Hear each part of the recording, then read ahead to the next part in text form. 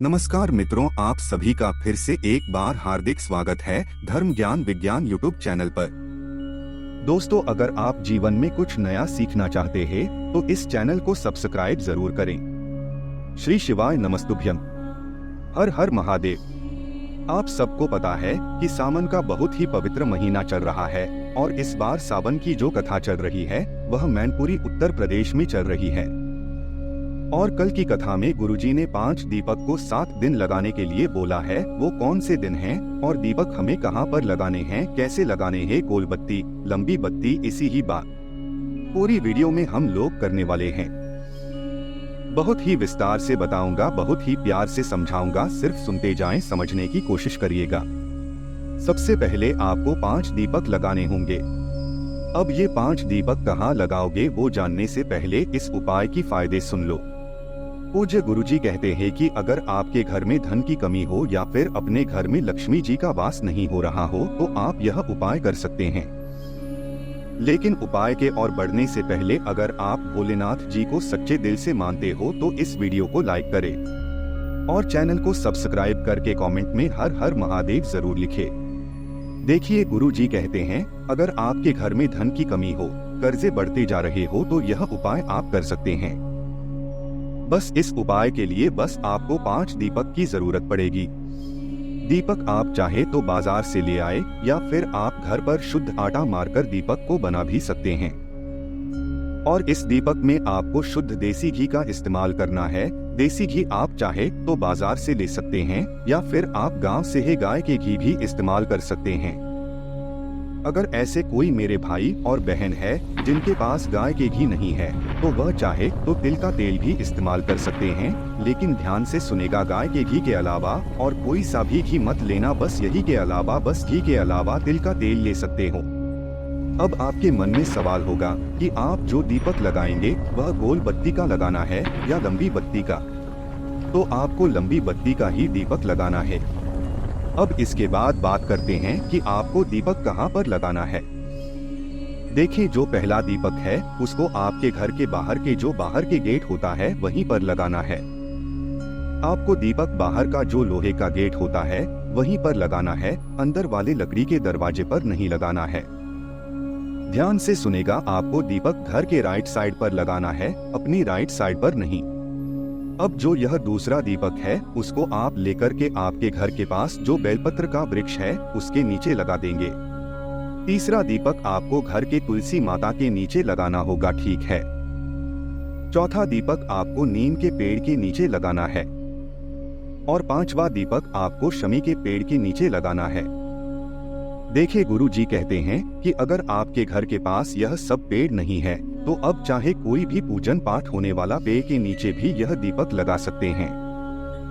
हाँ, एक और बात अब ध्यान रखिएगा, आप जब तुलसी माता पेड़ के नीचे दीपक लगाएंगे तो तब वहाँ पर आपको गोल बत्ती का इस्तेमाल करना है। बाकी सारे दीपक में लंबी बत्ती का इस्तेमाल कर सकते हैं, लेकिन तुलसी माता के पेड़ के नीचे जो दीपक लगाएंगे उस पर आपको गोल बत्ती का इस्तेमाल करना है। इसका ध्यान रखिएगा। अब आपके मन में एक सवाल आ रहा होगा कि अभी तो बारिश का मौसम चल रहा है तो आप घर के बाहर दीपक कैसे लगाएंगे। तो आपने अगर कथा को ध्यान से सुना होगा तो गुरुजी ने इसका भी उत्तर दिया था।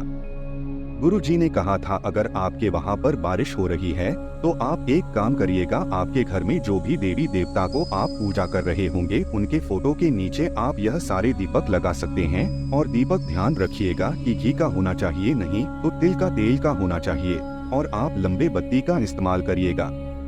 जब आप दीपक में बत्ती डालेंगे तो हमेशा 2 बत्ती डालिएगा। गुरुजी हमेशा कहते हैं जो 2 बत्ती वाला दीपक होता है वह आपको यश और धन दोनों प्राप्ति करवाता है। अब उसके बाद जब आप दीपक को प्रज्वलित करेंगे तो ध्यान रखिए कि दीपक का मुख जो है वह दक्षिण की दिशा में नहीं होना चाहिए।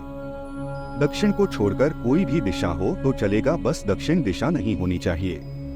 अब यह दीपक को कौन कौन सी तिथियां में लगानी है तो इसको ध्यान से सुनिए। गुरु जी कहते हैं कि इन दीपक को आप पंचमी तिथि, एकादशी तिथि, अमावस्या तिथि, पूर्णिमा तिथि, शिवरात्रि तिथि और प्रदोष की तिथि में लगा सकते हैं। आप चाहे तो यहाँ पर स्क्रीनशॉट ले सकते हैं, नोट करके रख लो जो भी दिन आया। जो भी कैलेंडर में यहाँ पर देखो, इसलिए जानबूझकर की डेट नहीं बता रहा हूँ। डेट बताने से क्या होगा ना, काफी लोग कंफ्यूज होते हैं।